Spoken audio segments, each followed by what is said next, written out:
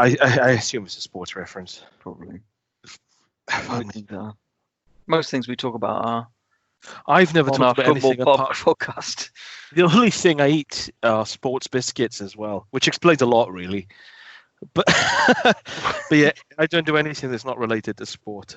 I just talk about sport, and I only ever eat Kellogg's Start for breakfast. Surely that's a discontinued cereal. You think so? They're actually really nice, but I think it is discontinued now. The thing is, if that was made by someone worked at Kellogg's cereals and they were from Cardiff, and they said it's gonna be called Kellogg's Start, start your morning, and people think no, we're not going to call it that. No, I can't stand to hear. Let's call it Begin instead. So, moving away from attacking my nation, we've got. Let's start the podcast, and I have got a few. I gotta say that when I make the lists for this podcast, I'm always quietly impressed with some of the total shash I make my way through without vomiting blood all over pictures of my family. But it's not as bad this week. There's some tasty ones in here, some unusual ones. So I have got Freeway, Edmond, Crooked House, Desperado, Freaks, and Sanctimony, which obviously you partook in as well. I'm assuming Freaks is not the Todd Browning version from 1920, whatever. 1935. That film, my brother Transvaal, hated that film. The end. Have you seen that film? No. Apparently, the ending of it genuinely, really cut him to the core. Really, genuinely traumatized him with such horrific scenes. Yeah. Yeah. So I've never seen it. No, I don't particularly want to. It sounds like it may be dated in some ways. Because it was directed by Todd Browning, but it was actually written by his brother Gravy, wasn't it? Wow. It's like Gravy Browning. Yeah. All right. I thought you didn't understand. No, I did. My father's last words to me. Maybe the line went bad or something. The line went bad when I was talking to him face to face. So what have you got for this week? Well, I watched a couple of the ones that you recommended last time, Strip to Kill and VFW. But new ones I watched are The Legend of Boggy Creek, Bliss, Batman Forever, Batman and Robin, Ma, The Transporter, A Dangerous Place, Showdown, and Tuff Turf. You know that you can watch whatever films you want. You don't have to. You don't have to watch horrible ones. You can. Yeah, there is. We're supposed to be having fun, Rupert. there's some. There are some questionable choices on here, but when you were talking about how you get through this stuff. You actually get to the end without vomiting blood with a picture of your family. It does, yes, apply to my list, I think, this time. So do you want to... Oh, go on. Sorry. Well, I'll just kick off just by going through the ones very quickly, the ones that you recommended last time, Strip to Kill and VFW. Strip to Kill was pretty good, surprisingly. Yeah. And it was really quite competently made. And like you said, there's kind of genuine talent and artistry in the dancing. And to be fair, it's made quite clear that there's a distance of 5 feet from the audience and there's no tips exchanged. So it's not actually a very seedy strip club. And there was sort of a genuine rapport between the two main cops, which I quite liked. Did you think he looked like Greg Bierko as well? Yeah, sure. yeah, I've made that in my notes. Yeah. The script wasn't too bad and the performances weren't that good, but I guess a lot of them were genuine dancers. So, but it was quite an intriguing plot, so it's worth a watch. It's the kind of thing you'd skip past on Amazon Prime, but actually it's all right. Yeah, it's because I think the cover from memory is really sort of exploitative and lurid. Oh yeah. And the way it describes it's like a load of someone is hunting strippers, and you just think, skip. But then you watch and think, oh, she's pretty tasty. Yeah. The other one was VFW, which is on Netflix, and it's at the start. The text suggests that it's actually in the future, yet the aesthetic is kind of 80s or early 90s, isn't it? So yeah. But I suppose it's just a timeless thing. So this was one about basically the drug dealers gang attacking this bar full of ex veterans, and I really like the vibe.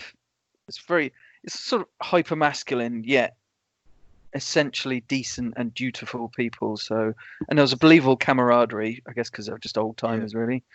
And the the gore factor was astonishing. It was so violent at times, but it's sort of over the top enough to be funny. It isn't like viciously cruel or anything. Of course, it's set over one night, neon lighting, synth soundtrack, and Stephen Lang. So I don't really see what else you need in a film. Yeah, it's I like the way that it said that it's set in the future, and I'm just thinking about what Stephen Lang wore, which is a black cotton beanie hat, denim sort of cut off waistcoat with like an undershirt and a black jumper. It's not particularly futuristic clothing, is it? It wasn't really. But a silver jumpsuit was really in the future. If it was real future, they'd have like foil cones on their heads. So I'm glad you like those. Yes, yeah, they were good. They were good. So how many do you have overall? Because I've got quite a few. Of course, about 8 or 9. I've got. You better kick off then, because I've got, like, was it 1, 2, 3, 4, 5, 6, and one of them we've both seen. I think you've seen the first one I'll mention then, which is The Legend of Boggy Creek, which is from 1972. Before you carry on, I have to say this because my brother Transvaal, this is his go-to like worst film, like a genuinely like the worst film I've ever seen, and I watched it with him a very long time ago. He's 7 years younger than me, and so he's 47. And I was, and I remember my memories of this film are a load of men walking through like a swamp, and then they shoot a dog, and at the end some bushes rustle, and they look at each other and says, "Oh, the legend is true." That if this is that film, that's all I remember. It could be that film. It's believable that you'd think that was all you remembered, because really nothing much does happen in the film. Oh, okay. I suppose a bit of context here. This was made in 1972, and it's and I know that whenever anyone brings up online the idea that Blair Witch Project was a kind of watershed moment in the faux documentary genre, or otherwise now known as found footage, there'll always be someone who like refers back to an earlier example, and it's usually Cannibal Holocaust. But then sometimes they may mention The Legend of Boggy Creek, because of course it is a faux documentary, by which I mean it's got really, really tedious, endless voiceover, narration, and some badly acted like reconstructions. So, but what the problem is that, because what the Blair Witch Project did so well was it created its own reality. Like, it was meant to be all like filmed sort of on camcorders and stuff. Yeah. The problem with Cannibal Holocaust and Boggy Creek is that they're kind of, Holocaust was a movie of two really awkward halves, if you like, because it was one part a kind of OTT dramatization, and then the other part was found footage. So that was awkward anyway. And then Boggy Creek does the Blair Witch thing as the filmmakers hiring locals, but I don't see the point of hiring locals if you're then not going to pretend it's real, because they've hired locals but then done like things which are not even meant to be real, like clearly reconstructions. So it just seems pointless. It's like putting non-actors in a feature film, basically. I'm wondering if this kind of harks back to a pre-digital time when documentaries were more likely to feature kind of reconstructed footage anyway. So it'd be more in line with the kind of documentaries you might see back then. I don't know. But anyway, So the idea is that it's set in, I want to say Mississippi. Anyway, it's somewhere with loads of swamps, and it's basically just like it's telling the story, interminably telling the story of these locals, and it keeps going about how these different hunters and stuff believe they've seen this creature in the woods, in the swamps. The creature it's quite well done at the start because you just see a kind of vague, large, shaggy shape really, but it basically you realise that after about 80 minutes that you're never actually going to see it do anything to anyone really. It's just going to sort of stand in front of people and scare them. And there's this awful sequence where there's these three girls in this house like being terrorized, and the house starts shaking like there's something trying to get in, and you think, oh god, you know, who's going to get dragged through the window, whatever. Oh, no one does. In fact, what happens is the scene ends, and then the narrator says, oh, the monster attacked the house and upturned all the flower pots. What? That's it. That's all he says. He just says. So you don't even see. It's pure telling, not showing sort of thing. And he just tells us that these upturned. We don't even see the flower pots. So you don't even get the thrill of seeing flower pots being turned over. You don't see the flower pots upended. No. That is tame. It's so if tame. I'm wrong, but this film is rated 18, isn't it? Possibly. I don't know. It just, if it is, then it's because no one's watched it in ages to recertify it. But it's basically the kind of Sasquatch myth. But I mean, there are scarier kind of urban legend type things on YouTube, to be honest, these days. I think it's quite unlikely to satisfy a modern horror fan, because I think part of it is because it's just too distant from the kind of old tradition of oral storytelling, because now it's all about visuals and stuff, and I don't think that anyone's going to find it that interesting just to hear a story told with some badly reconstructed footage over the top. I'm pretty sure we didn't watch the same. What's the last shot of this film? Is it like them looking like over like a waterfally swamp thing at some bushes rustling? No, I think you may have watched a different. There are a few different. Yeah, I think I've watched a different film with a very similar title. Doesn't sound like it's any better or worse, to be honest. But yeah, I mean, at the end of this, it does turn into a bit more of a conventional kind of cabin in the woods thing, where a family is being kind of attacked, and it's reaching through the windows and stuff. But the flower pots must have been everywhere in that oh yeah, they scene. were completely smashed, some of them. But I did check it out, right?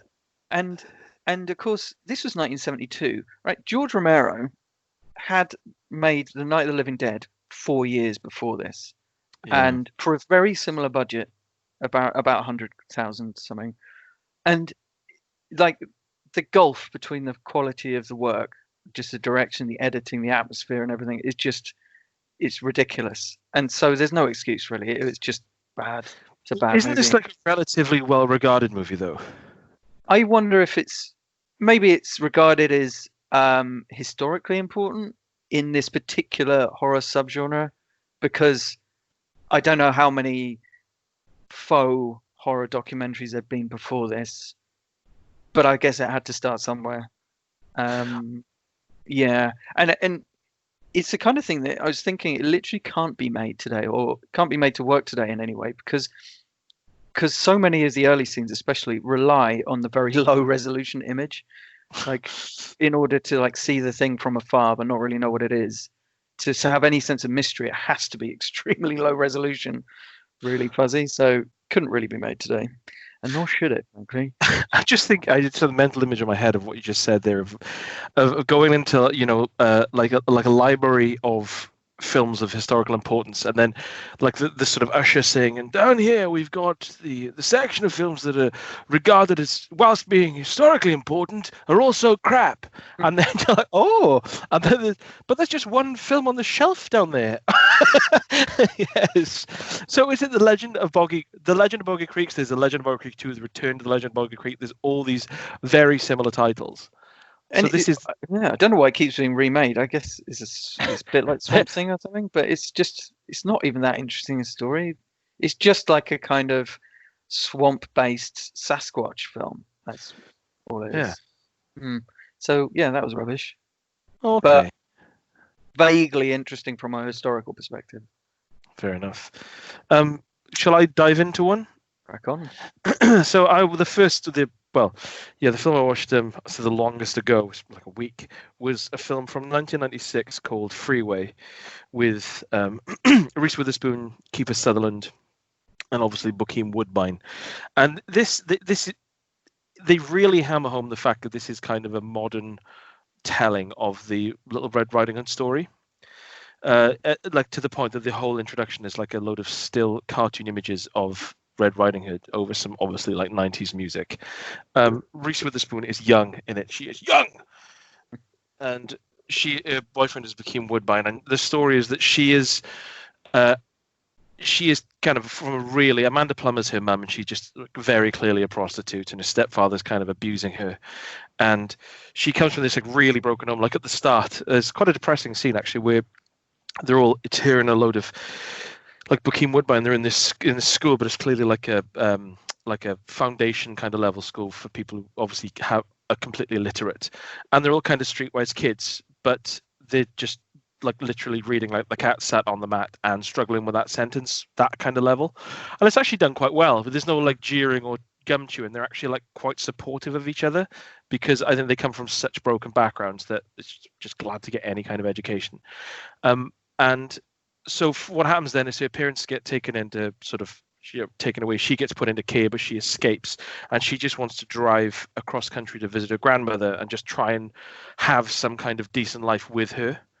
And the backdrop of this is obviously like a really hot LA in the summer, and Kiefer Sutherland plays a sort of a serial killer that prowls the titular freeway for young women to sort of molest and kill.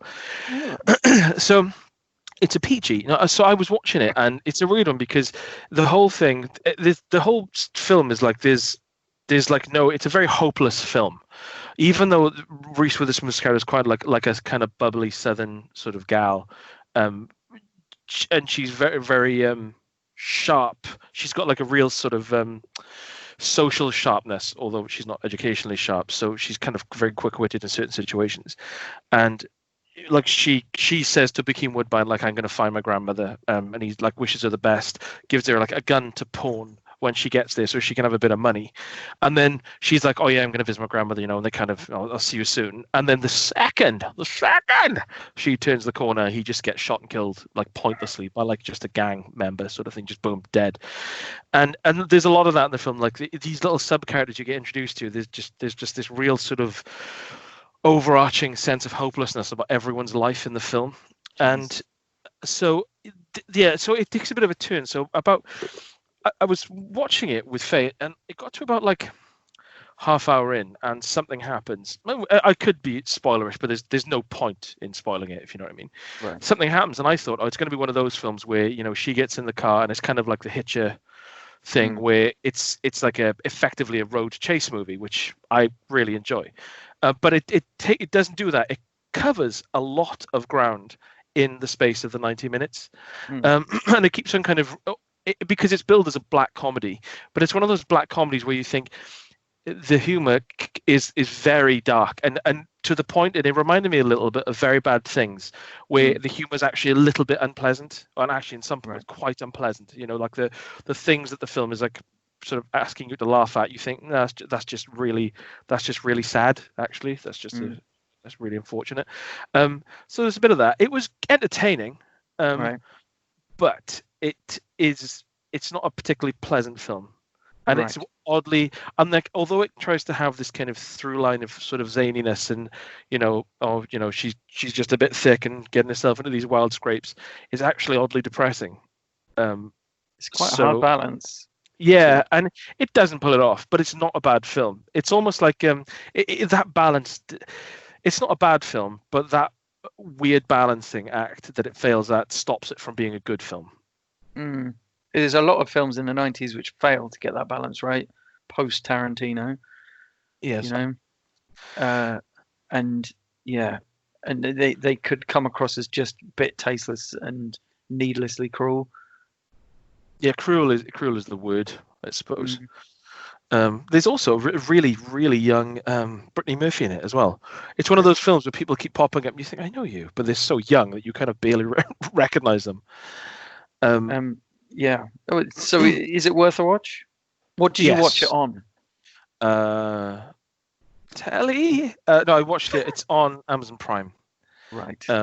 So I'm finding Amazon Prime a bit of a not to be confused with Free Jack with Mick Jagger or New Jack City or the house that Jack built. No, definitely not. but yeah. And is Reese Witherspoon good in it? That must have been just pre-election, maybe, or was it? I don't election know. was 99. I watched the film last time we did this podcast. I watched Reese Witherspoon in a film which was 98, Twilight, which is really. I forgot to say there's like a really lengthy topless scene with her in it, when she's obviously attractive. But it was bizarre because I don't associate Reese Witherspoon with that kind of thing, and but I suppose it's really early in her career. But yeah, I think this was 96, so she must have been like 20 or something, and it could be her first film actually. She seems really young in it, but she is good. She is good in it. She's kind of the character she plays, this kind of feisty, ditzy character, like a dark past. Like there's no real bad acting in it. And the thing is, the film is filmed in such a way, like a kind of off-kilter zany way that you wouldn't really notice anyway. Yeah, kind of obscure. Those like certain performances can be shrouded in the zaniness, I guess. Zany. Yeah. Ooh, what a word. Let's never call anything zany. Not even zany golf on the Mega Drive. We can't even mention Zane Lowe, which we always do. Well, it'd be Zayn Malik, I suppose, these days for the kids. Right. So I'll move on to Bliss. This was the film, because I liked VFW so much. I checked out what else Joe Begos had done. Begos. And he'd done this film called Bliss, which is it's a bit confusing as to when it was released, because I don't know whether it took a while to get distribution. But it's first film, I guess, then, if that was the case. I think so. Yeah. I think when he gets more famous, which he will, because he's very talented, then I think maybe it will become more clear. But yeah, I watched this on Shudder via Prime. So this is about a young artist lady, and she has this creative block. She has to complete this painting. And she's got this creative block, and she's going off the rails with like kind of frustration and kind of this like pent up anger. She starts doing this very serious drug called Bliss, naturally. Anyway, she kind of enters basically a world of vampires. Really, that's essentially what it's about. It's a kind of descent into madness, and I suppose it could be argued that there's some ambiguity about how much of it is real and how much of it is just madness, but it is essentially just a really, really ultra violent vampire movie, quite slow burning for the first bit, but my god, when it kicks off, it really kicks off. And it's got this kind of like it sounds like it has the similar sort of beats to VFW then. Well, sort of, in a way, in that it is a bit of a throwback. This one's more of a throwback to kind of the grimy kind of grindcore early 80s horror. It had a real driller killer vibe, especially in the early scenes, because there's a lot of like dingy rock clubs like playing really Ripper, that kind of thing, right? Okay. Playing really doomy metal, and there's sort of like bad sound quality and quite rough photography. There's a bit of a trippy Gaspar Noé vibe going on with some spinning camera and some weird sex. But the name of my two hamsters, actually. It is quite different to VFW, although it does have it does share a similar kind of distaste for young hipsters. They are young. Keen on them, is he? No, these guys are young, but they do occupy a really seedy underworld. So the vampire stuff is some really good practical gore effects, and it's more like kind of cannibalism, really. Like it's not just biting a neck; it's like tearing a neck out, sort of thing. I mean, there's one book she stabs someone in the eye and then sucks the blood from his convulsing skull. It's just horrendous. So there's some good stuff. It's a really full-on performance from the main lady. I'm not sure of the actress's name, but she's really good. And and very kind of like honest and naked in more than one sense of the word. I mean, she'll just spend a lot of the time just naked, just drenched in blood, and she does the descent into madness pretty well. So, yeah, and by the time she's kind of smeared herself in blood to finish the painting, and the kind of the souls of the damned are clawing at her legs, you're kind of on board with her, really. Okay. Yeah, so I suppose it's about it's about the kind of anguish of creativity and kind of the passion, as in the original meaning of passion to mean suffering. So it's also about going through quite a lot of internal turmoil in order to find some kind of serenity and satisfaction on the other side, like what you go through to create a work of art, but then the satisfaction afterwards, if you like. And I got the sense that in the end he's saying something about the respect that we show art, or lack of it, because like real art, even kind of bad art, does have toil and effort and sacrifice behind it, and it takes 2 seconds to slaughter a work of art, but it might have taken someone weeks or months or years to kind of realize. So I think there's probably a parallel process going on here about getting this small film made and the kind of effort of getting it off the ground, I suspect. But it's it's a really interesting film. Well, it does sound quite full on. Yeah, I'm up for that. Yeah, it is very full on and quite trippy, and yeah, it's like VFW. It is a bit of a throwback stylistically, but it is its own thing. It's its own story. So yeah, that's definitely recommended. It's called Bliss, and it's on Shudder via Prime. Well, leading on from that, the next one I've got here is again on Amazon Prime, and it's a film I'm sure I saw before when it first came out, probably like on Sky or something, called Edmond. I don't think you've seen this one. Not yet. This is on my watch list. So it's William H. Macy, Joaquin Woodbine. Again, good. I like seeing that man in films. And it's effectively kind of reminiscent of Falling Down. I think Falling Down was, I want to say 96. Is that right? That seems right. I would say a little earlier. I think 93. Yeah, that's what I said, 93. So this was released in 2005, so it's way after it. But it is very reminiscent of Falling Down in that it's kind of a man rejecting societal norms and just kind of almost acting on not so much. Yeah, well, I suppose in Falling Down, Michael Douglas is kind of actively like fighting back against the system, whereas in Edmond, it's much more kind of internalized. It's much more he is just reacting exactly spontaneously how he wants to, and just say, not holding back on what he wants to say or do, just doing them and acting completely on impulse. So it's a little bit different in that way, but. So it's William H. Macy, and at the start he goes to and I think it's interesting. The film starts like this. It just starts with him outside a fortune teller, and he goes in to see the fortune teller, and she, through the usual, let's just call it what it is, complete and total bollocks, tells him, or you're not leading the life you should live. You should be doing something else.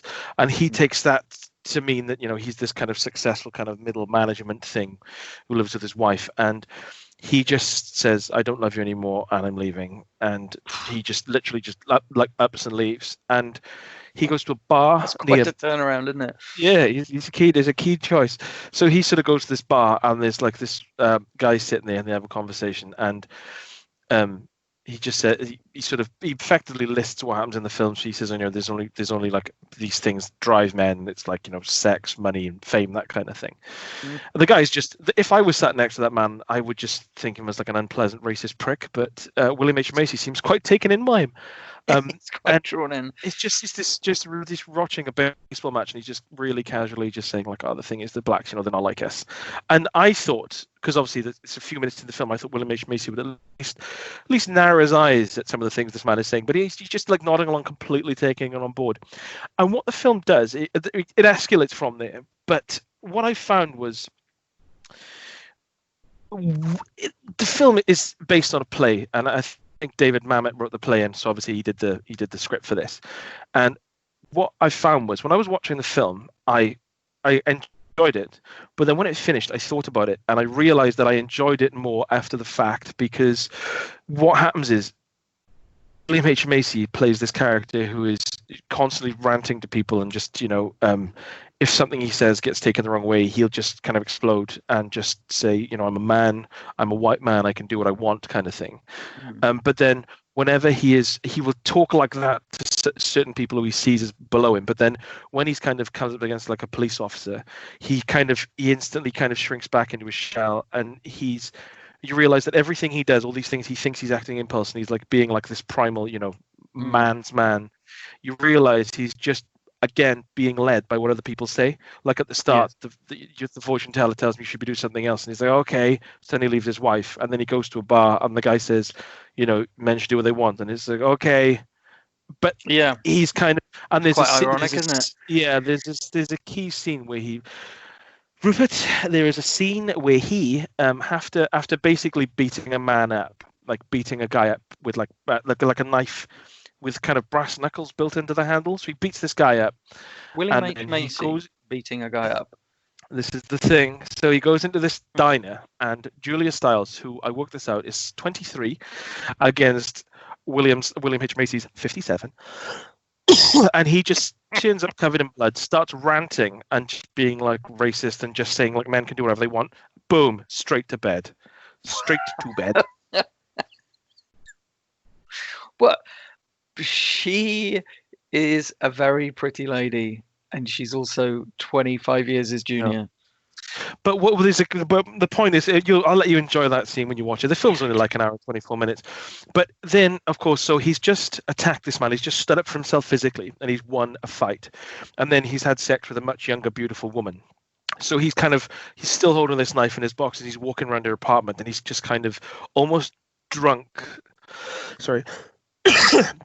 Almost kind of drunk on this like sense of elation and power and like machismo that he's got going on. Mm-hmm. And even then, when he's talking and relaying what has happened in this fight, he's kind of embellishing it, lying about it, and saying he killed him, and the guy was huge. And you realize that he's constantly like lost in this fantasy of a life that isn't his. Right. Yeah. You're not meant to take it at face value, sort of thing. I think David Mamet's clever enough to kind of not. It doesn't sound like the kind of thing where he would just say, right, this is what we all really aspire to be. It's just these free spirits and just like complete kind of intravenous masculinity kind of thing. What he's saying is that actually this person is just impressionable in a different way. He's just subscribed to a different creed again. What you said then is exactly what I realized afterwards, because what I found watching the film is you're watching it, and of course it's filled with like some unpleasant people doing unpleasant things, and I really have a problem with people who say things like, oh, he's just saying what we're all thinking, or he's just doing what we all really want to do. Mm-hmm. I don't like that at all. And so when I'm watching this film and all these things are happening, and it's like, I thought, is this like a celebration of it? And then I realized as it went on that it wasn't. That I kind of there's also something about the film that I found a little bit grating, but again was kind of key to why it works. Is William H. Macy is constantly, like I said, doing these like ranting speeches, but he's not kind of he's not erudite enough to kind of get his point across. He kind of rambles, and then the other person will finish his sentence. He's like, oh, it's because we're men, we're white, and then someone else will like finish the sentence, and he'll go, yeah, and this kind of half finished dialogue, is irritating to kind of sit through, but afterwards you can appreciate it. So it's almost like he's trying to make the kind of speeches that persuaded him in the first place. Yes, but he has to persuade others, but he hasn't got that charisma or the level of intellect to kind of make it happen. So you just end up.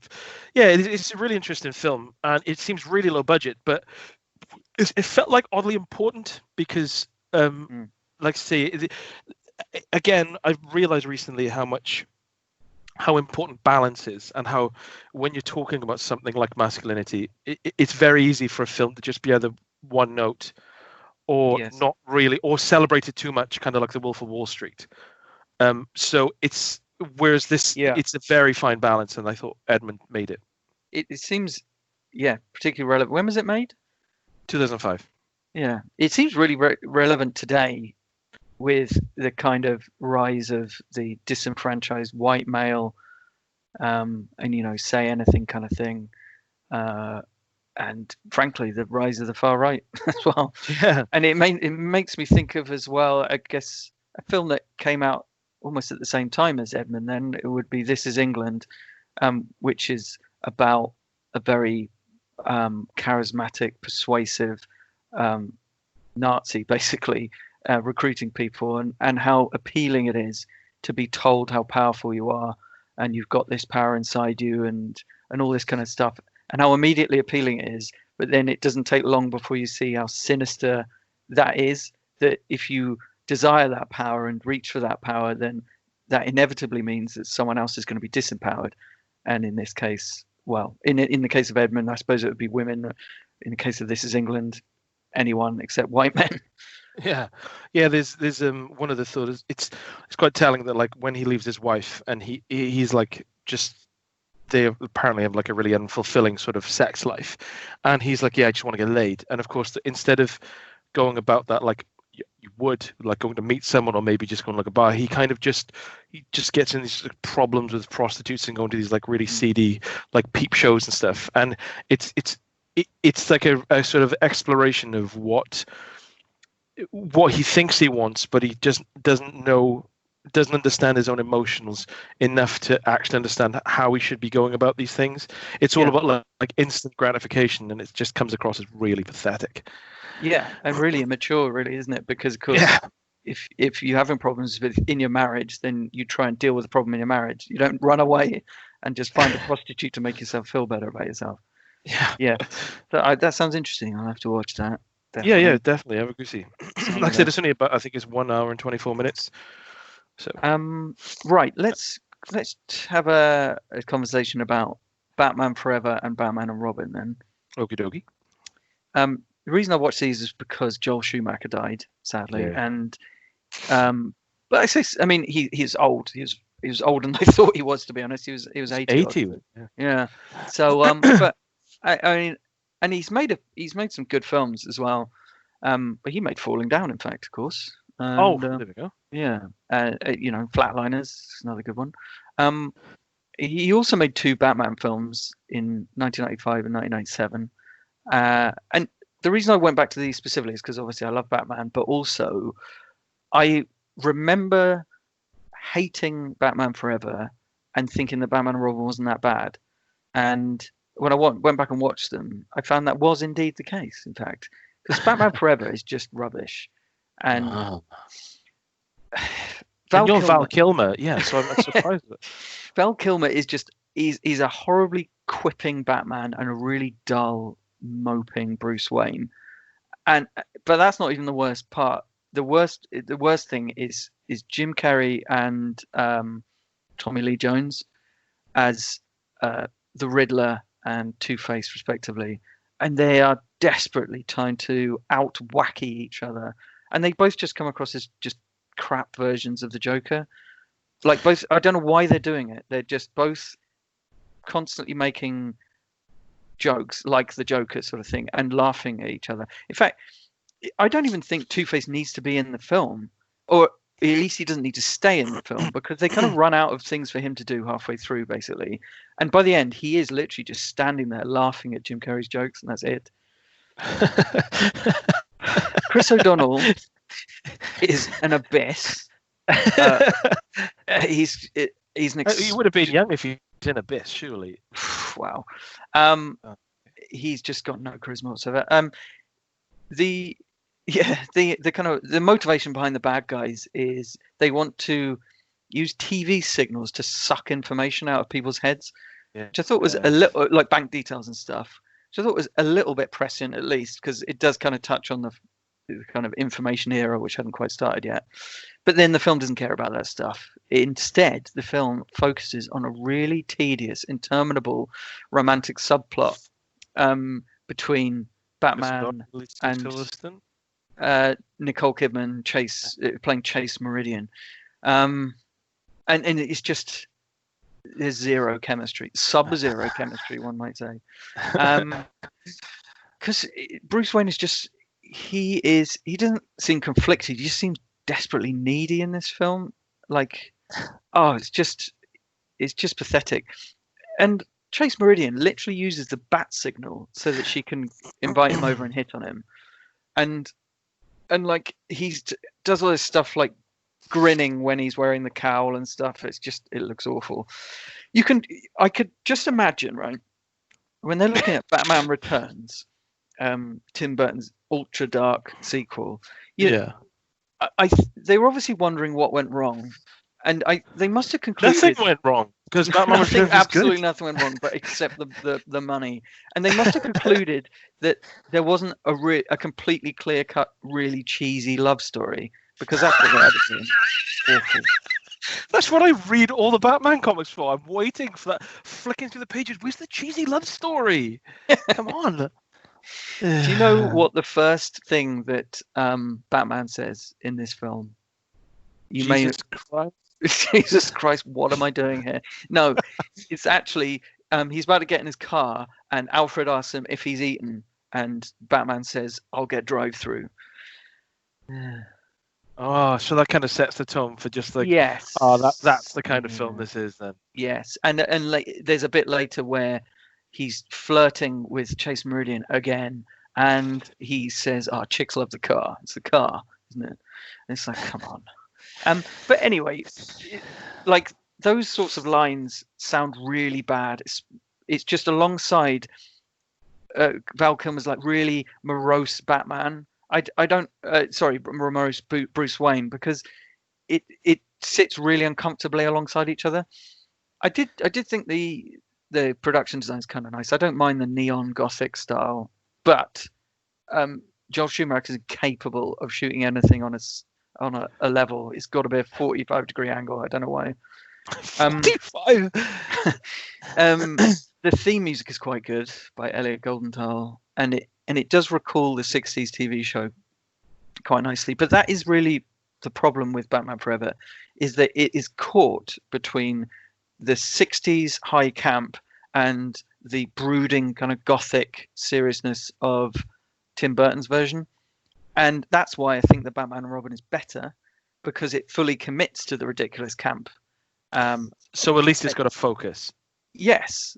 Batman and Robin is still not a good film. However, well, I'll go through the bad stuff first. The Batgirl subplot is completely extraneous. She spends her time trying to discover what the secret is behind. Is this the one with Alicia Silverstone? Yes. Right. Okay. And I think you do see her briefly in Forever, but I don't know whether she's meant to be whether it was a call forward to Batgirl or not. But anyway, so in Batman and Robin, she skulks around the place trying to discover Bruce and Dick's real identities, and it literally about 90 minutes in, she discovers they're Batman and Robin. It's like, there's no tension or revelation here, because we've had like 3.5 movies to get to this point. We know it's not exciting anymore. And basically the whole concept of throwing $200 million at this refashioned version of the 60s TV series is a fundamentally bad idea, because it's forced cheapness and camp, and but at least it is kind of dedicated to that cartoony style, unlike Forever. And the bad guys are better than in Forever. Who are the bad guys? I get these mixed up in my head. It's Poison Ivy and not Sub-Zero, Mr. Freeze. Mr. Freeze. And Bane as well. And the Bane in this is still better than the one in The Dark Knight Rises, because he's actually just a physical presence. He doesn't speak, so instantly he's better. Is it Tyler something who played the Sabretooth in the X-Men films? I think it may be, yeah. Yeah, I remember being someone like, yeah. So they're much more distinctive, the bad guys in this, than not just aping the Joker. That said, Mr. Freeze's constant one-liners, although they're quite amusing, it doesn't sit very comfortably alongside his kind of tragic story. And Uma Thurman's has a lot of fun as Poison Ivy, just constantly making gags about plants and stuff, and being all seductive in that. But her whole plot doesn't actually make any sense, because basically the story is that she wants revenge against the Wayne Foundation because they funded the weaponization of the Venom formula. Right. But then she confronts Bruce Wayne, discovers that actually what the Wayne Foundation withdrew the funding from that. So then she uses like Bane, who's filled with venom, in order to get revenge for some reason. I don't know why she'd do that. Surely she'd be like, right, okay, it was just a misunderstanding. Yeah, it probably wouldn't have been as interesting a film then, though, Rupert. It probably wouldn't have been, would it? So yeah, and the production design is a step up from Forever. Like there's a really nice Gotham Observatory is really cool. It's like the observatory's literally held aloft on this colossal statue, so that's pretty cool.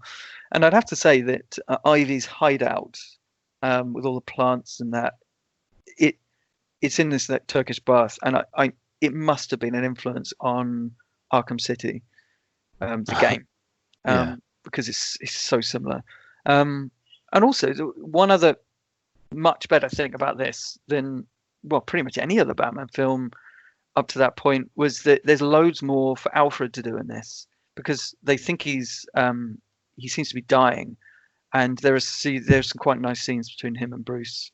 So that's cool. So there's a lot more for Michael Gough to do. I was going to say, is it still Michael Gough? Because he was the only constant throughout the 4 films, wasn't he? Yeah, he does pretty much nothing in Forever. And really not that much in the previous ones, but he does get quite a lot of screen time in this, so that's pretty cool. The action set pieces are ridiculous, and over the top. They play ice hockey with a giant diamond at one point. I still think that the best Batman film is the first one, because it's very clear of its roots, and Michael Keaton has that kind of, partially due to the design of the suit, but that kind of economy of movement. He doesn't like constantly make loads of jokes, and also Jack Nicholson is insane and actually funny.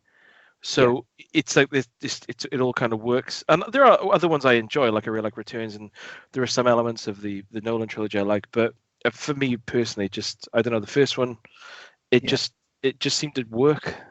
I agree. I think the second one, Returns, it's slightly less watchable. Like I could watch Batman 89 forever, but Returns is, I love the characters in that, and of course Catwoman's amazing. And Danny DeVito doesn't give a hoot. He didn't give a hoot about his performance. Yeah, he was so. The amount of times he is literally spitting foul blackness all over himself. Isn't it? Where he bites that guy's nose, it's horrendous. So, but I would say that, I just think Forever is. I wouldn't watch Forever again if I had the choice, but I would watch Batman. I probably would watch Batman and Robin again. It's very watchable, and the idea that it's one of the worst films ever made is ridiculous. I mean, it may not be in the style that everyone wants, but once they're committed to that style, they are really truly committed, and it does feel like a big budget version of the 60s TV series, even though that is fundamentally quite a misguided idea. Well, moving on from Batman, which we're both big fans of, I'm gonna talk about a film now, and I'm mainly because when I was making my notes are so brief, Rupert. It's literally the title of the film and then the word "what." But I watched Crooked House because I quite like mystery films. Have you heard of this film, Crooked House? I don't know. It seems like it rings a bell, but I don't know. It's an Agatha Christie a film based on a novel also called Crooked House from 1949, and I've written here, and I'm proud of this. It's pretty much Knives Out with the blades dulled. That's good. That's good. So what it is? Get on the poster. No. Well, I wouldn't be able to reach the poster with a pen anyway. So billboards and stuff. Hello. So yeah, I watched it because I fancied it, and I was watching it, and I thought you can very much. This was pretty much the template for Knives Out because it's exactly the same setup. It's a detective going into a house full of this like kind of kooky family, and it's just the sort of patriarch of the family has been murdered, and he's brought in there to kind of he's got a relationship with the granddaughter who's a complete and total screamer, and he's there to kind of work out what's happened. But the problem is, and I thought this, because it's got like Gillian Anderson in it, it's got Julian Sand in it, good, and a few other people, Glenn Close doing a really good English accent. I thought, why has this been made like this year? Because it's so.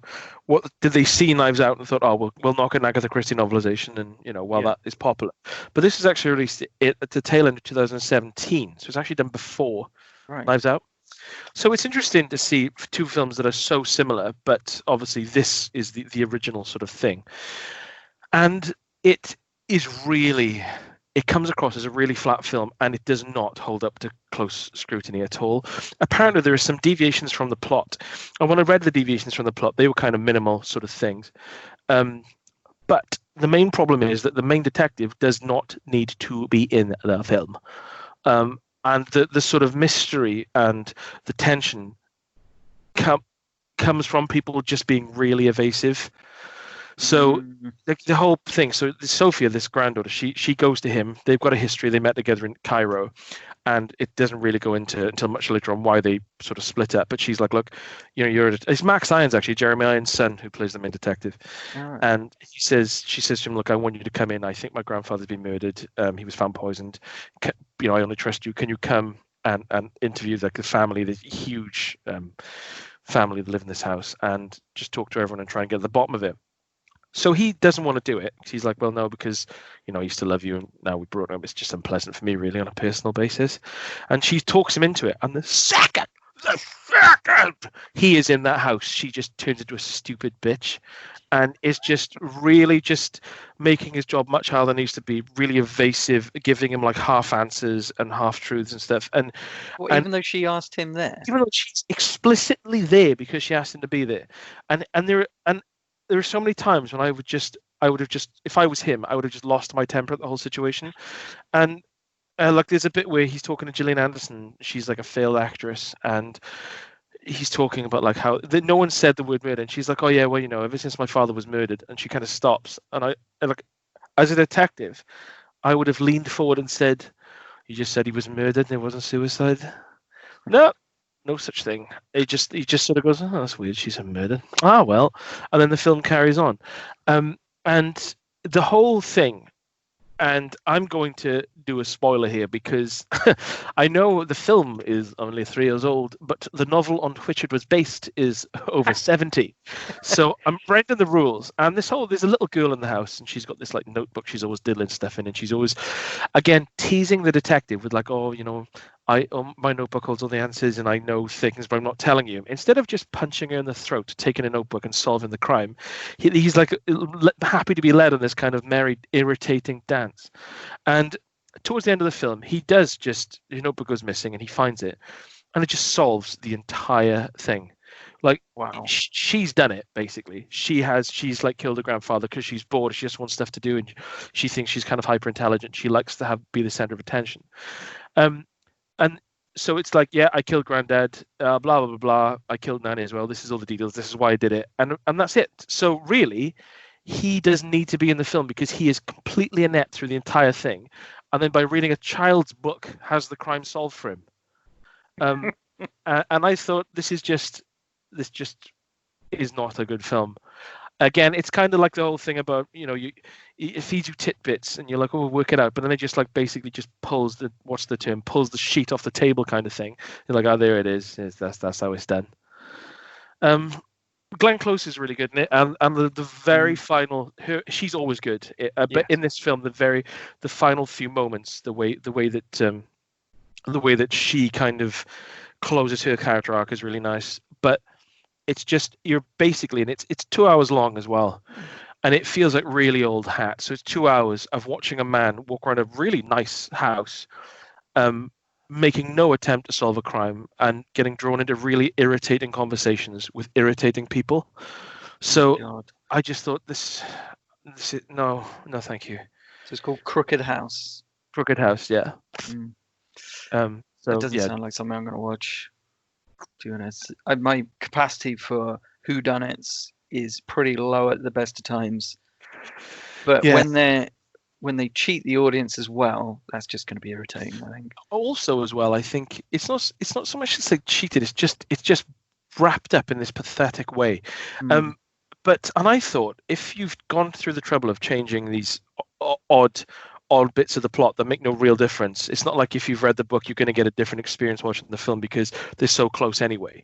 Why not just kind of put more effort in and just change not the whole thing, but just change bits of it to make it more interesting? Because if you look at Knives Out, right, which is, I don't know if you've heard of this before, it's a good film, Rupert.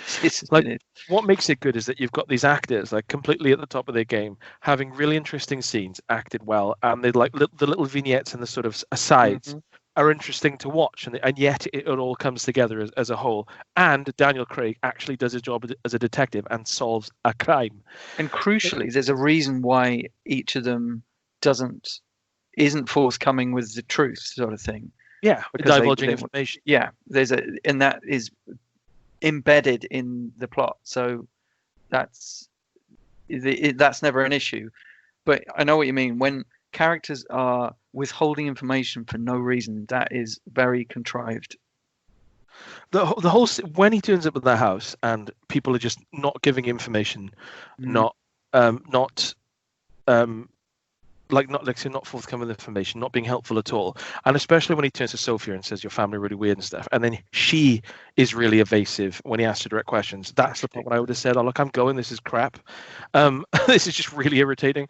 There's a sequence as well in it which kind of made me furrow my brow, where he meets Julian Sands, who is like the eldest son of the grandfather, and he goes into his like office and he's sitting there, and he's like really hostile towards the detective, and he's really hostile and just really snarky, and it's filmed in a way as if we're supposed to be impressed by his detective acumen, where he stands up and says, "Oh, one more thing, Mr. Sands," or whatever his name is.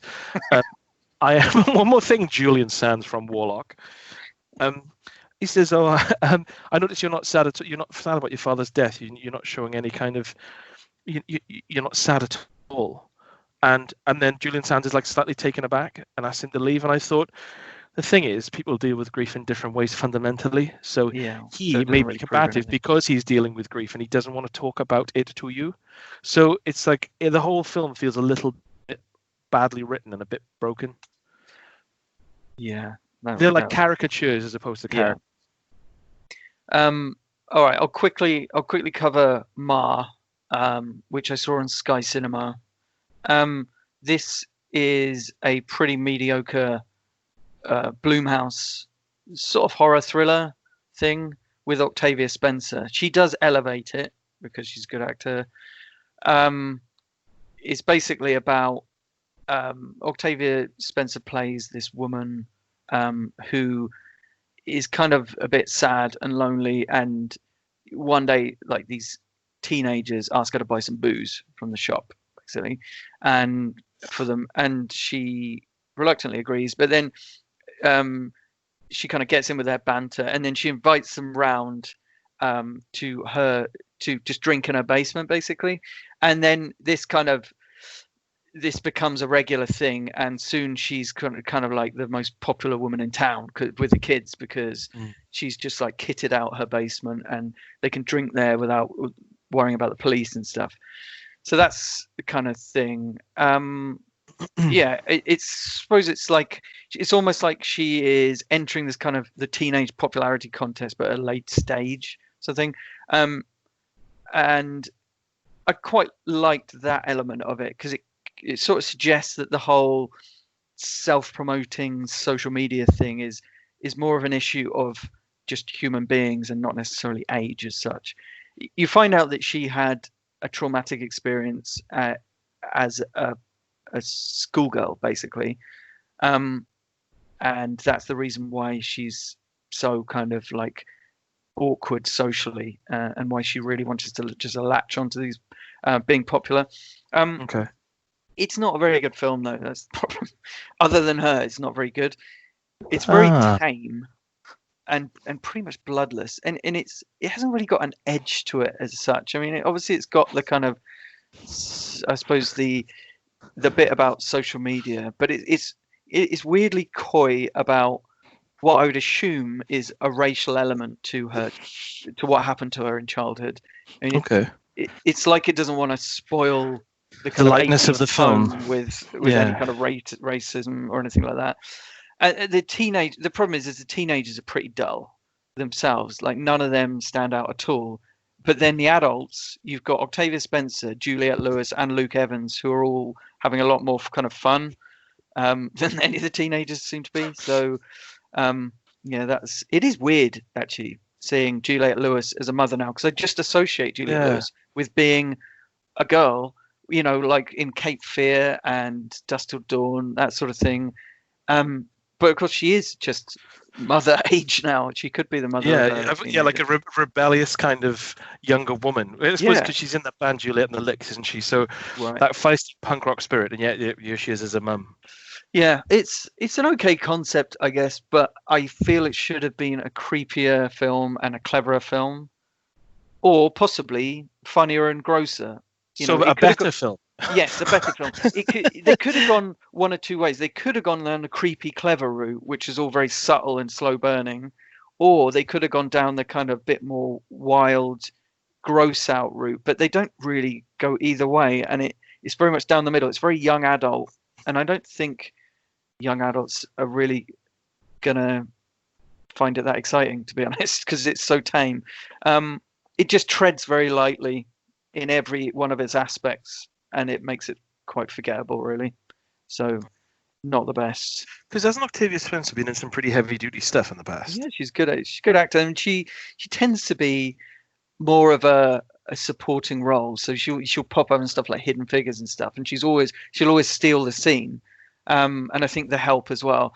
But I can see why she would take on something like this, because it's quite a cool part for a middle-aged black woman to have, like be like headlining a film as the bad guy sort of thing. So that's quite exciting, and she's really good in it. But it's just the film around her which doesn't really do any favors. Oh, that is a shame. Yeah, it is a shame, really. And where did you see that? Sorry, that was on Sky Cinema, because I realised still have some of our 3-month free trial left, so got through a few of them. I've got 2 left, and then Sanctimony, which we both watched. So I'll quickly cover this film. Desperado from '95 with Antonio Banderas and Salma Hayek, Steve Buscemi, and Quentin Tarantino, obviously, Danny Trejo. So I basically was in the kitchen the other day reading Keith Floyd on Spain, and I was just looking at some Spanish recipes, and I put on some music to get me in the zone. And I said to Faye, well, we need to watch Desperado and then Once Upon a Time in Mexico now. So this is a film kind of like From Dusk Till Dawn and The Rock, Connie, that occupy a space in my mind in the 90s that I would, as a teenager, I would watch and rewatch constantly. Yep. And I realized that unlike those films that I just mentioned, Desperado is one that I literally haven't seen since I watched it at the time. So I popped it on, and it was hard to say how good the film is because my nostalgia is so kind of tied up with it. What I would say is that I didn't, whilst I had fun with it, and it was fun to like, oh, I remember this bit. Oh yeah, of course he's in it. Beyond that, it seemed just really chaotic in a slightly tedious way. Like, so you've got Antonio Banderas, who actually plays his own guitar in it, which is nice. You know, does his own guitar work, which is always nice to see. But you've got Chicha Marin and all these like funny stories and stuff. But then it just feels like it moves from scene to scene, and the action's never really exciting. It's gory and very bloody, but it almost feels a bit too sort of pantomime-y. Like there's always like a tongue in cheek in every scene, and everyone's like quipping, and I just thought it really didn't grab me. Like I would never watch it again now, whereas I would happily watch From Dusk Till Dawn again, or The Rock. Is the action over stylized? I'm not sure. I can't remember. Is you being sarcastic? I don't know, because there was a lot of these films, especially from the 90s, these big-ish budget, like high-profile action movies, is, you know, like The Rock or something like that, where I remember enjoying it at the time and thinking it was quite exciting. Watching it now, it's just unintelligible what's happening in the room. It's just a cool shot, rather than a shot which is designed to actually explain the action on screen, if you see what I mean. Oh, this is the editing is a bit better in this when it comes to the action sequences, but it's just the fact that, like he's the whole thing about him being the El Mariachi, and he's got this like sort of gun, this guitar case filled with guns and stuff, and there's some like funny moments in it, but then when the sort of gunplay happens, it's very over the top, like diving on bars and shooting, and then there's a bit where they like scrambling around trying to find a gun with a bullet and shoot the other person. Oh my god, I remember all of these scenes. That's the thing, you remember them. You're like, it's like, oh yeah, this. At the time, I would have thought, oh, this is so cool, but now you watch it and think it's okay. But I was more interested in the music was really good, because I think it's the band called Other Lost Locals, so Tito and the Tarantulas, who were also in From Dusk Till Dawn. And the music's really cool. It's such a wonderfully Mexican film with all these Mexican actors in, and Antonio Banderas looks fantastic, and it's all very stylized. But again, it felt like it was trying to be cool, and like now, you watch it and it didn't really engage me in the same way, understandably, I suppose. I like how certain sequences, like big gunfights, are kind of, they start, and then as someone raises a gun, it cuts to like the aftermath of it. I quite like that. But the bit that always tickles me, and I remember thinking this when I was a kid, is there's a bit where Antonio Banderas, he's got these two friends. I can't remember their names, and Salma Hayek says, "Oh, you need help. You should call your two friends." And he said, "No, they'll if they come here, they'll ruin the city." Insinuating that they're like so mad, so beyond, they'll just completely destroy everything, and they're like this unstoppable force. Is one of them Danny Trejo? No. He is in there with knives. All too briefly. Right, but yeah, he is in there with knives. But of course, he calls his two mates, and they turn up, and then within minutes they're dead. They turn up, and they blow up a couple of cars, shoot a few blokes, and then just dead. Not a threat at all. Not a problem. So yeah, it's and that's kind of sums up the whole film, really. Like, builds up to these things, and then it don't know. It never really. I mean, obviously it's a low budget film, but it's so caught up in its own style that it did feel like style over substance. Like Salma Hayek is a gorgeous woman, but then there's like loads of scenes of them just like lightly flirting with each other and stuff, and you're like, I don't know, I wouldn't mind something happening, to be honest. And then when it does happen, you get someone like Danny Trejo, almost like, it's almost done like a video game where Danny Trejo is like a boss character, and he turns up with his knives, and then he's dead. Okay, and it just feels long. He pretty much just stands up, throws a few knives, and then just gets killed, doesn't he? Yeah, but then you think it would be cool if he was hunting him down and he came back, and it's like the action never quite gets up to the level you want it to be at. Right.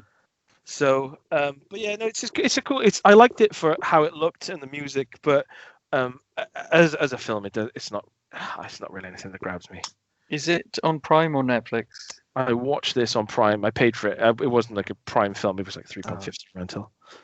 Okay. Yeah, it sounds like it's quite difficult to untangle the nostalgia on that one.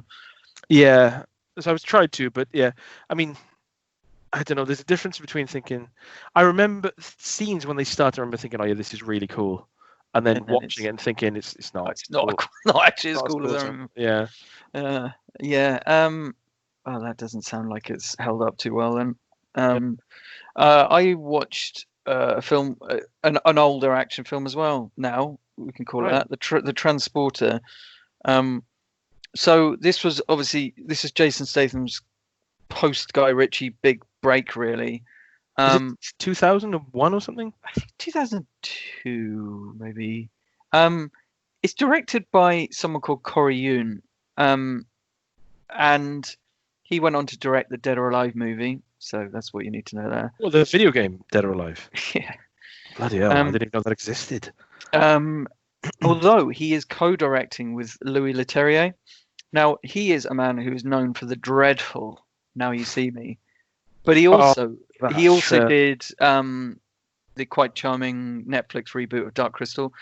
He's listed as an artistic director, Louis Leterrier, and I'm wondering if this is to help Corey Yuen work with a French crew, perhaps, because it's all kind of set in France, and most of the actors seem to be French. So anyway, I think it's almost like this is like proto Jason Statham, and I think what's appealing about what I realise is appealing about Jason Statham's kind of persona is that there's a kind of a slight sense of softness and vulnerability underneath the swagger, if you like.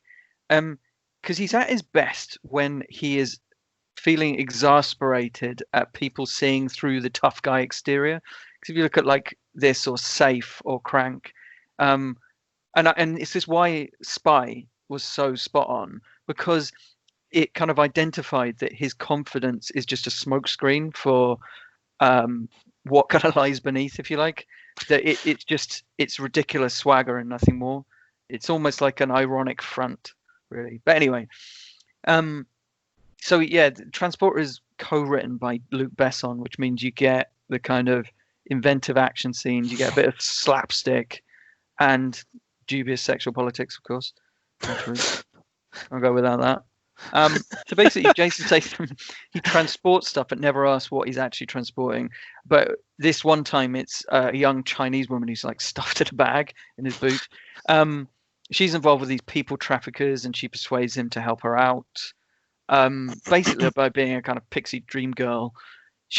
You remember we were talking about the born sexy yesterday trope, the kind of slightly clueless yet sexy and very highly sexual woman, but that's exactly what she is.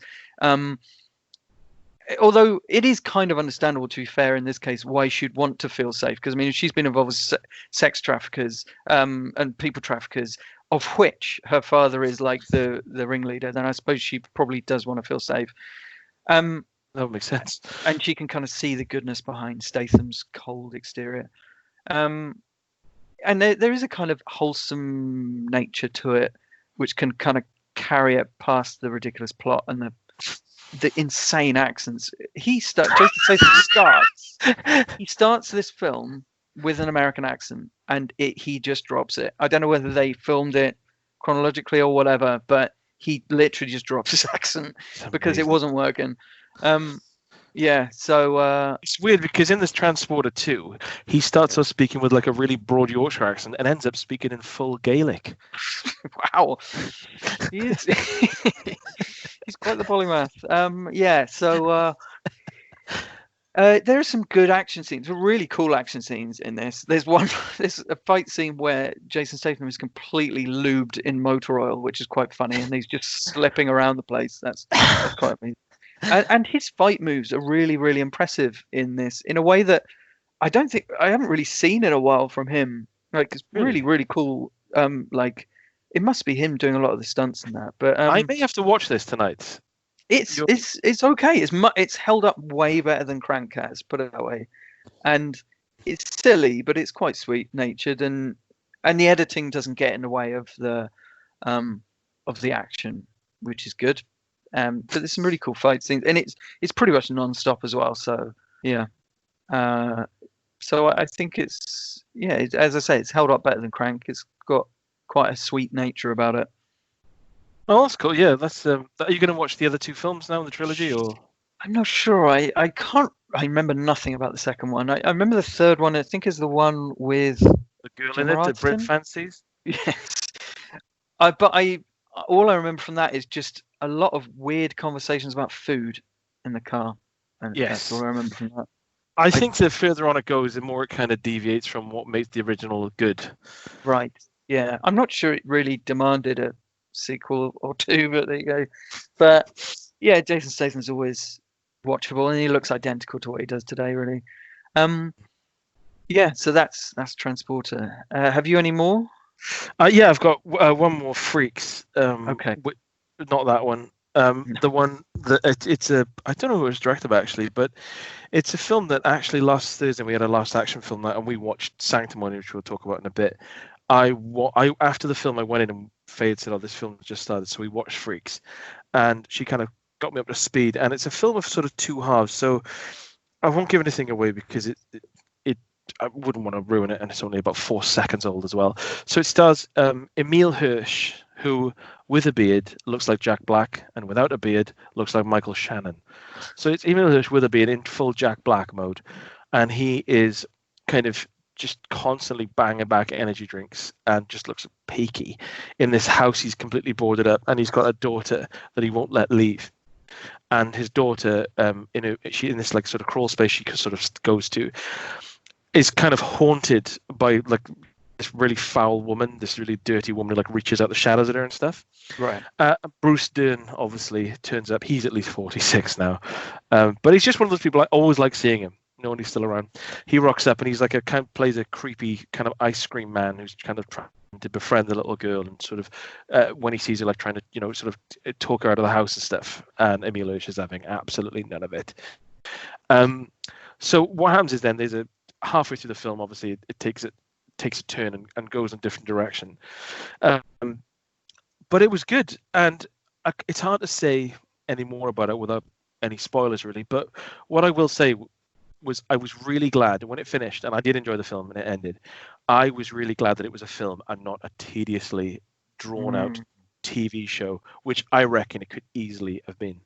It's always a temptation, isn't it? Oh, when it finished, the first thing I said was, I'm glad that was a film, not a TV show, because it would have just the premise and the kind of the sort of the reveals would have been so boring, stretched over 1,000 years. But the fact that it had to be 90 minutes and punchy meant it worked a lot better.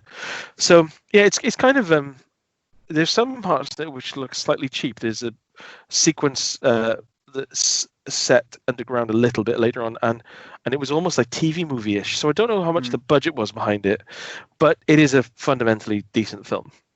I quite like Emil Hirsch. I don't think I've seen him in anything else. I feel like he should be a bigger actor than he is. Like he was in you've probably seen Jane Doe, what's it called? The Autopsy of Jane Doe. With him and Brian Cox. Albert Finney? Brian Cox, yes, that is true. Yeah, I enjoyed that. Yeah, and you see him pop up and things, and I think, is it just because you look a bit like Jack Black? I'm not sure. Oh my God, you haven't quite. Yeah, but so is it worth a watch? Yeah, absolutely. Yeah. And it's not normally the kind of film I think I would choose if I'd scrolled it, but the fact that Faye had chosen it and chucked it on meant that I watched it, and I'm glad I did, because it's definitely worth a goosey. Okay, what's it called again, and what do we see it on?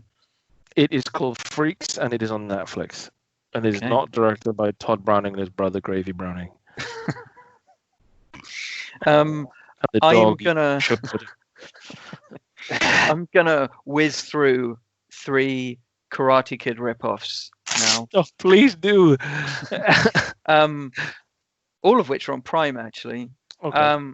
The first one is called A Dangerous Place, and this is it's a well-meaning but pretty shoddy movie. It's got Corey Feldman as a leader of a gang who it's a bit. Wait, are these 80s films? Yes, I think they all are. Yeah. Oh no, the second one isn't. But this is 80s. And yeah, Corey Feldman, maybe early 90s. Who knows? It could be any time, really. It's that time when a film could have been made and then not released for 4 or 5 years, to be honest, because it's not good enough.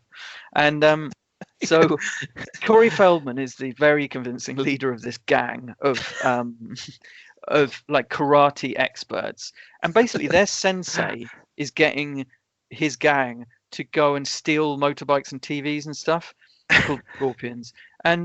But there's a problem already here. Why would karate experts be any less likely to be caught by police? Because they're not ninjas or anything. In fact, in the very first scene, they rock up at this place to steal these bikes, at this car showroom place. They rock up there, and before they've even decided what bikes to steal, the police are there and they're being chased. So rubbish.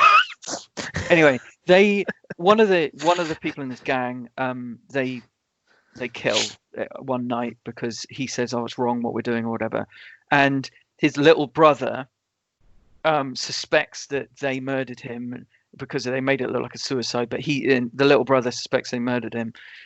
So of course what he does is he joins the Scorpions to become a karate expert himself. It's the way I'd avenge any murder, to be honest. It's all building towards a final tournament, of course. And then at the final tournament, he decides to switch sides and fight against the Scorpions. So of course, and at this point you're like, okay, fine, this is how he's going to kind of deal with his grief and finally get revenge or whatever. But no, because the tournament just collapses and they end up just having a rubbish fight outside, and against Corey Feldman, who's clearly a stunt double, and then Corey Feldman is just arrested at the end. But I just thought, well, hang on, just because he's had a fight with him and beat up Corey Feldman doesn't mean that he's got any further evidence that Corey Feldman is guilty of the crime. You know? Yeah. I mean, it doesn't actually, like, there's nothing. There's still work left to do. That's the point. They all go off into the sunset, sort of thing. But it's like, well, hang about. There's more to do here. But anyway, none of it really makes any sense. It's too dark and serious for kids and too tame for adults. So that who plays the kind of kid, the younger brother? Ted Jan Danson? Roberts. Ted Jan Roberts. I don't know. He's pretty good. He's pretty skillful. He wears baggy t-shirts in that film. They are so baggy they go beyond his elbows. It's amazing. So worth it for that. Okay, worth it for the t-shirts. Next one, also on Prime, is called Showdown. This one was 1993. I watched this because it had Billy Blanks in it. Billy Blanks plays. He basically is a cop who accidentally kills a kid, and so the next time you see him, he's a janitor in a school. Down on his luck and all that. And basically, this kid, played by Ken Scott, who looks about 40, he turns up at the school and he talks to a girl played by Christine Taylor, the Ben Stiller's wife, and so he talks to this girl and is instantly set upon by her boyfriend, who is just really aggressively possessive over her, and so he gets a shit kicked out of him. And of course, after a couple of these, he decides, and Billy Blanks saves him at one point, and then he says, and then Ken Scott says, "Oh, can you train me to become like a karate master?" Which of course he does. There are so many, what are they called, montages. Oh my god! So many, it's brilliant. It would be a very different film if he said, "I want you to train me so I can become," and Billy Blanks said, "Yeah, I know a martial artist." He's like, "No, a janitor. Actually, I'm thinking about just getting into custodial work." Oh, okay. Yeah, but so it's quite funny how they like really try and cover up Ken Scott's body for the first half of the film, because so you can't see he's completely ripped. He's completely ripped. It's ridiculous. There is it's quite a badly made movie. There's an amazing moment where Billy Blanks is like trapped in a room underground, and there's two goons coming at him from two doorways. And I'm not joking. At the side of the frame, you can literally see a member of the crew just standing there with his back to us. It's astonishing. But not only that, but you then see, as the camera's panning across, you see like a hand come into frame and drag the person away out of frame. It's astonishing. It's amazing. There's literally nothing in this film we haven't seen before. But it's got a kind of, it's quite nice in a way. I mean, like the main kid is fiercely generic, Rupert. It is very generic. But he's genuinely quite a nice boy. I albeit one who looks about 40. And it does vaguely touch upon the mechanics of abusive relationships, with regard to, like, because Christine Taylor's character really wants to get away from her kind of boyfriend, but she's too scared basically to call it a day. Because she knows capable of, kind of thing. Yeah, but I mean, her character is all over the place. I mean, sometimes she's just complete buzzkill. Other times she's a damsel in distress, and then she'll suddenly be like an air punching cheerleader. Without any real reason. Like at the end, she's like saying, "Please don't do this. Please don't fight him," and all this kind of stuff. Next second, she's like, "Yeah, beat him up," and it's like, yeah, ridiculous. So that was that. That was what was that called? Showdown. Billy Blanks. Billy Blanks? He's a capable fighter? Oh yeah, kicks ass. He is good. Yeah, that's good. There's some decent choreography. Yes, but the best of the three Karate Kid rip-offs I saw was called Tuff Turf, which is the worst title of any film ever made. TUFF, Turf. Tuff Turf. It just sounds awful. I assumed this was going to be like a trashy like action movie, but that's actually a bit more of like a kind of a drama, really. It was made in 1985, and James Spader plays this rich kid who rocks up in a small town. And he fancies a girl played by Kim Richards, but she is owned by a psychopathic bully. So it's basically the same story as Showdown. It just sounds Billy Blanks. It doesn't have anywhere near the same kind of action, but the drama and the performances are way better. Spader is particularly good, and a guy called Nick Moniz, who plays the boyfriend guy, he's really convincingly unhinged. He's nuts in this film, but I haven't heard of him before or since, so I don't know. Oh yeah, Robert Downey Jr. is in it, of course, as well. Of course he is. His presence is basically superfluous, though. He's just there to crack the occasional joke. He doesn't really do anything. And he's weirdly, it's been a while since I've seen him in it as a really young man. He's weirdly feminine looking. He's got these strange, like, cherry red lips. It's quite odd. I kind of, what I like about this is the way that, like, James Spader's character starts off very overconfident in that kind of John Hughes kind of movie kind of way, where like kids, like, it will be a kind of outsider person, but they're just effortlessly cool and they don't care about being popular at school and stuff. But it's almost like about him learning humility throughout it. He isn't just the coolest guy in town. It's almost like that's covering up this deep loneliness that he has. And what I liked about it too, and what also separates it from someone like John Hughes, is that his parents aren't completely useless and patronizing, and they do kind of understand what he's going through. And there's a really nice scene where he's with his father, and his dad is basically saying to him, he asks his dad for advice, basically. And you're thinking, oh, you know, his dad's going to be useless. He's just an old man, doesn't know.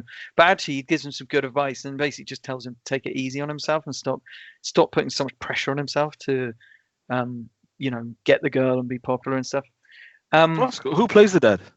No idea. Someone old, weirdly old. But yeah, that's all quite good. Oh, and also, it is probably the most 80s film I've ever seen.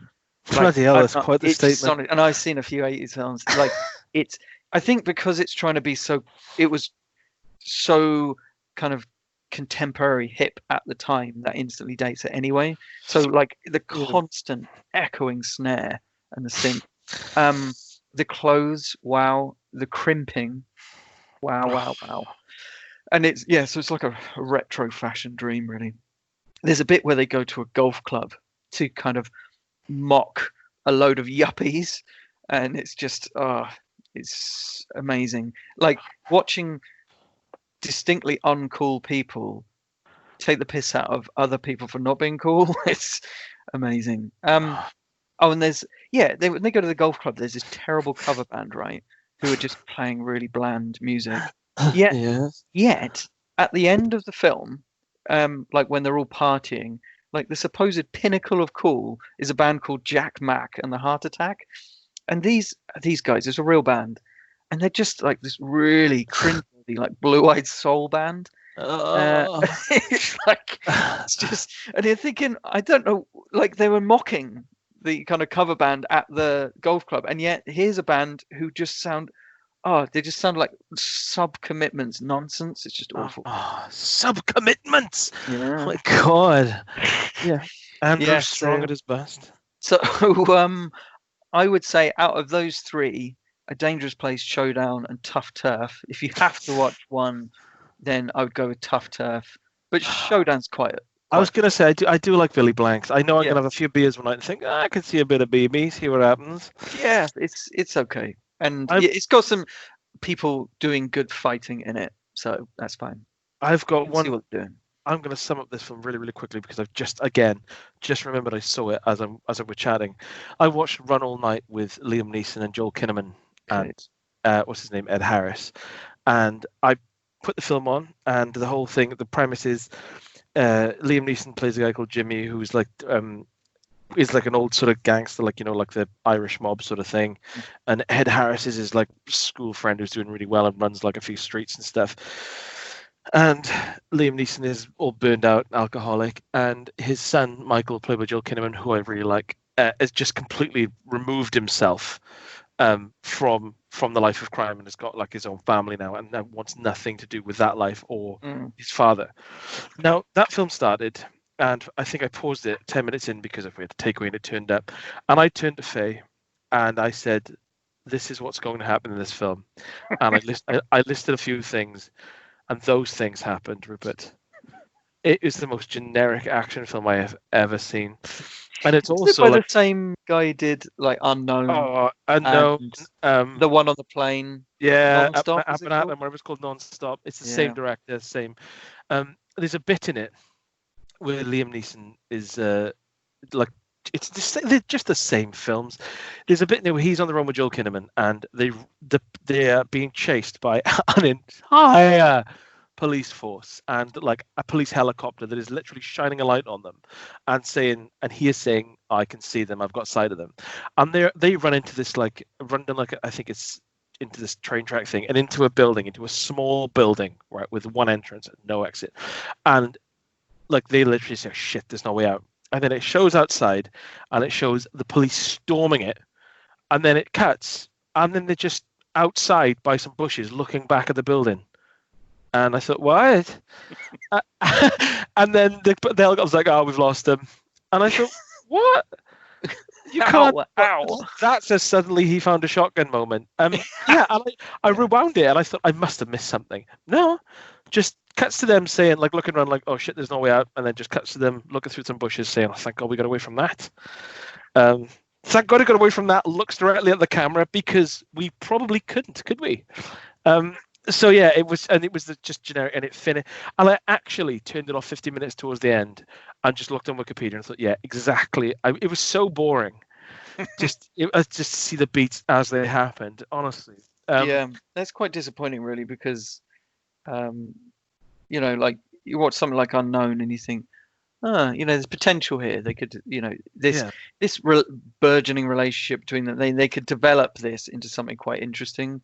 Like Hitchcockian thrillers, but it's disappointing that they just basically regurgitated the same thing each time. Oh yeah, it is. It's one of the most, not just generic in like for Liam Neeson. Just it's the film that it feels like could have been made at any point by anyone. It's just, and in fact, you got Ed Harris in it and stuff, and it does that weird thing of like, because the whole thing kicks off because Liam Neeson, I say accidentally, shoots Ed Harris's son and admits to it. And then Ed Harris is like, "Well, it doesn't matter what we've had before. You've killed my son. I'm going to kill you and your son and everyone, basically." And that's what kicks off the film. And there's a bit at the start. And when in a film someone delivers a line and you think, "I'm going to hear this line about 6 or 7 times, aren't I?" Where he says to Ed Harris, "When we cross the line, we cross the line together." And Ed Harris says it back to him. He says it on the phone to him. He says it on the phone to him later on. They meet up for like a tense scene in the restaurant, and someone says it then. And then as Ed Harris is dying in his arms, he says it again. And I just thought, oh my God, this couldn't be a more generic film if it tried. So just don't watch it. Don't watch it and just imagine it. And whatever you imagine, just look at the cover and then you're like, I know exactly what's happened here. Yeah. You don't need that'll save me some time. Yeah. Good. Right. Well, so that's everything, I think. Apart from Sanctimony. Oh yeah, Sanctimony, the latest UE Ball. Yes. Well, not the latest because it was made in 2000, but so this was the one. Oh God, I'm already struggling to remember it. This is the one with Casper Van Dien in it, isn't it? Yes. So he is he's meant to be like a Wall Street broker of some sort, isn't he? But our joke was he just looks like a receptionist because he's on his own behind his desk, and the people keep coming in through the doors, and he keeps being on the phone to people. So he just looks like a receptionist. But anyway, he's also a serial killer as well, isn't he? But of course, even though he'll rock up to the police and get interrogated and stuff, they don't, they can't catch him. It's very much a kind of American Psycho type thing. But It's always going to say Casper Van Dien, and Michael Paré is the detective hunting him down, and Eric Roberts is Michael Paré's superior officer. I am in the film longer than Eric Roberts. It's a weird one, this, because I think Casper Van Dien is almost like, even though he wouldn't have seen the performance by Christian Bale in American Psycho, or of course the performance by Robert Pattinson in Cosmopolis, he seems to be kind of channeling both of those, but it makes you realize how talented Christian Bale and Robert Pattinson really are, that they're able to make those very emotionally cold characters interesting, because Casper Van Dien cannot. He cannot make that interesting. One of the things we said as we were watching it was just, he is delivering these lines like ranting, like about capitalism and how it's like eating itself. But it's like, and he's supposed to be this kind of hyper intelligent, always one step ahead kind of serial killer / investment investor, but it just comes across really awkward. It's very one dimensional. It comes across as him just saying stuff. And yeah, the whole basis of the film is really tedious. Like at the start of it, people are being killed and they're having their ears, eyes, and tongue cut off. It takes a full hour before someone says, "Hang on, hear no evil, see no evil, speak no evil." Yeah. Oh yeah, but then that's just dropped. It's completely dropped. Completely dropped. I don't think you ever actually see any of that as well, so that's a bit weird. No, it's just all done at the newspaper clippings at the start, and then of course we actually see him committing murders, and he doesn't cut anything off. He doesn't do anything like that. He doesn't do anything like that at all. So it's like, okay.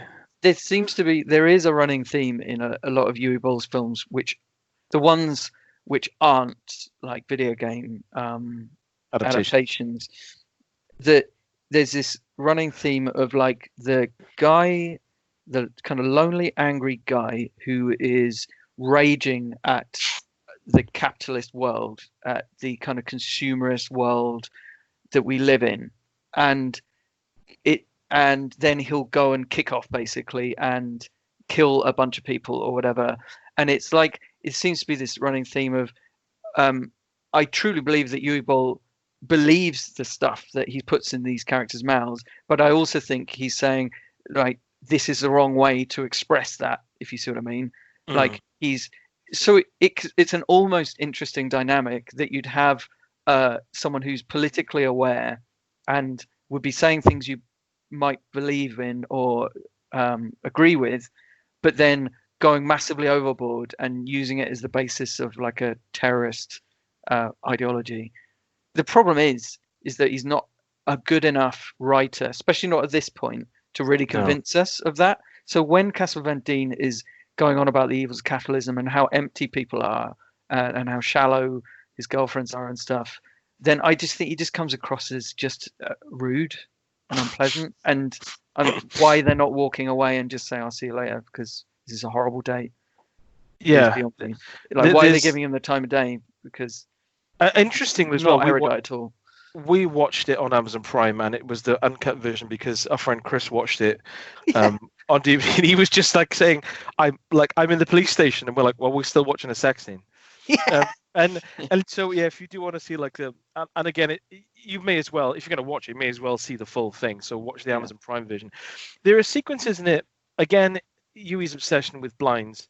There's a scene where Michael Paré is like got his feet up on the windowsill in the most uncomfortable position I've ever seen, with the light shining through the blinds. Dominic Purcell is looking at his blinds through a telescope, thinking, "Oh, they're good blinds there."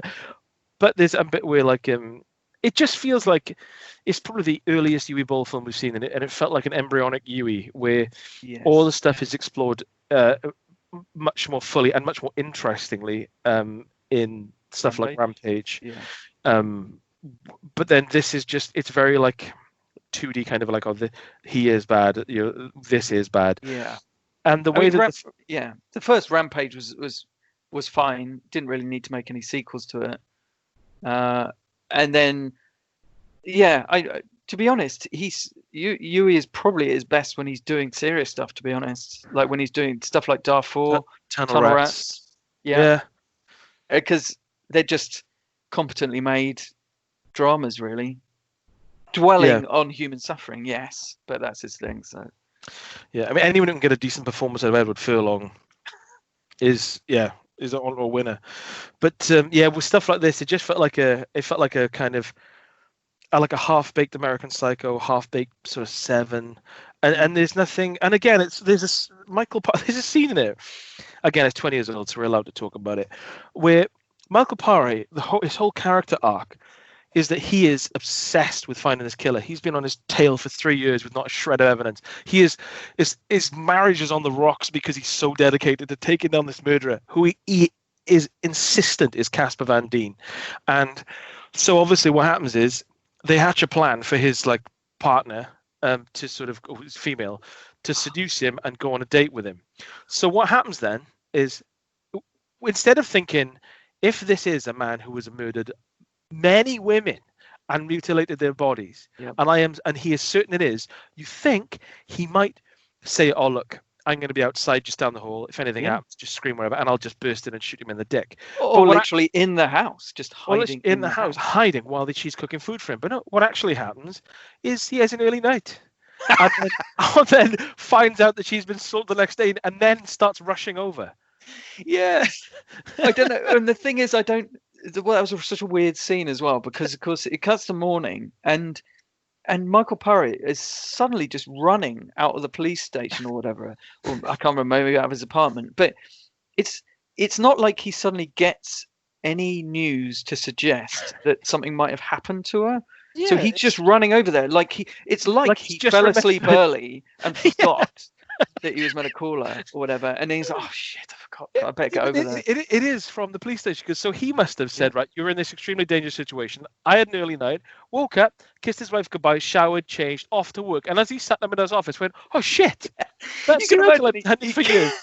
He must have got to the police station, sat down, looked up, expecting to see her there, and then was like, oh yeah, God, I left her with that serial killer last night, didn't I? Yeah, was it?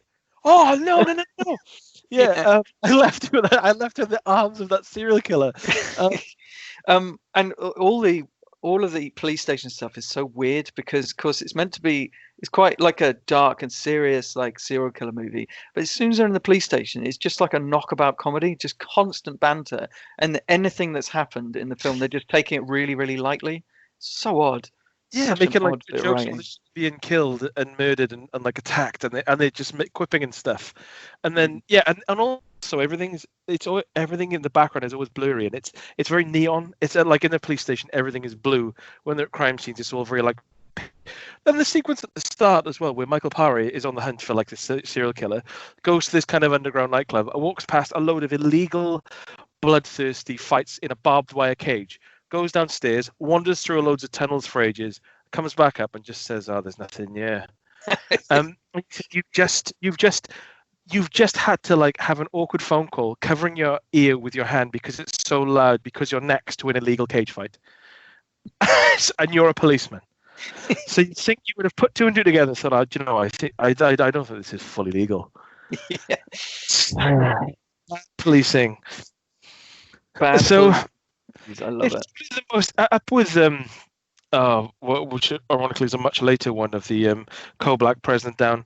It's probably the most average of Uwe Boll's films, because this one just felt like a load of half-formed ideas and just people being bad at their jobs, and like when the tension comes from just scenes that don't make sense, it's like, well, I don't know, it doesn't make it engaging. I think that it took Uwe a long time to really learn his craft. When you look at his filmography, I mean, like the ones we kind of genuinely like Far Cry and Darfur, they weren't, and Rampage, they weren't until quite a bit later, sort of 10 years on. So yeah, you can tell that it's an earlier film. But one of the things, I know it's going on a bit, so I'll wrap this up a little bit. But one of the things we said before the film, when we were watching a load of like test bars with a piercing note over the top of them. And Chris was watching the intro because of some weird rights issue with the music. So be aware of that if you watch on Amazon. I said, it's weird, Casper Van Dien in 97 was in Starship Troopers, and he was like really good in that. And then he literally just disappeared. And then you watch this in 2003 years on, and you realize it's because in Starship Troopers, he plays this kind of wide-eyed, sort of like up and Adam sort of patriot. But then when you put him in anything else, he can't portray anything else. No. Because he can't portray any kind of inner emotions. No. There's nothing really behind the eyes at all in this performance. Yeah, so that wasn't the best. So what's your film of the week then? Oh, good point actually. Let me have a little look then. What did we cover? Sorry, I'm just getting my notes back up.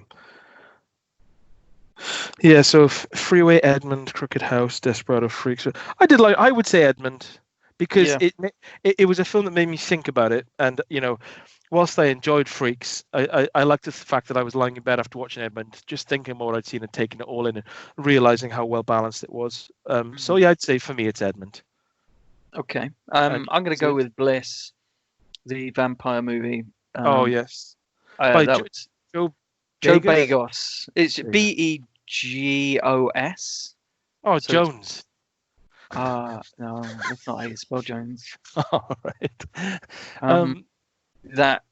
So Joe Jones. Joe Begos. So Bliss, good vampire movie, violent, slow burning, gritty, grimy. Yeah, good. No, that's good all stuff. the Seven Dwarves, I think. So, yeah, well, thank you for another fun-filled episode. I'll have fun editing this one. Yeah. And have you got anything lined up that you're going to watch over the next few days? I have actually. I'm just watching because I'm having a bit of a Joel Schumacher moment. Obviously. Yeah. I've watched Flatliners 2 recently to watch it again, but I'm watching A Time to Kill. Yeah. Which staggeringly is the same writer-director team as Batman and Robin. I also watched this afternoon. I watched a film called The Gladiator, directed by Abel Ferrara. Mm-hmm. So we can discuss that, and I'm sure there'll be a few other ones. Oh yeah, there'll be some gold. Oh yeah. Anything that you got lined up? No, DVD shelf. On my VHS shelf. No, I probably will watch Transporter because I do like I'm in action movie mode. I was going to watch Once Upon a Time in Mexico, but I was kind of just watching Desperado. I was like, nah, do I want to? I mean, I remember liking Desperado more than Once Upon a Time in Mexico. So I don't think I ever watched Once Upon a Time in Mexico for the very reason that I think I tired myself out on Desperado because I watched it so much that I thought, well, I got the feeling that I just watched that Once Upon a Time in Mexico and be disappointed or not have the same experience, which is probably true. Which, if you can imagine that, after watching Desperado recently, you're like, I'm really not in the mood for it. So yeah. So no, I'll see what nature brings me. Yeah. Okay. Well, right. I love you. I love you, and I'll leave you. Take care. Bye, Dad. Bye.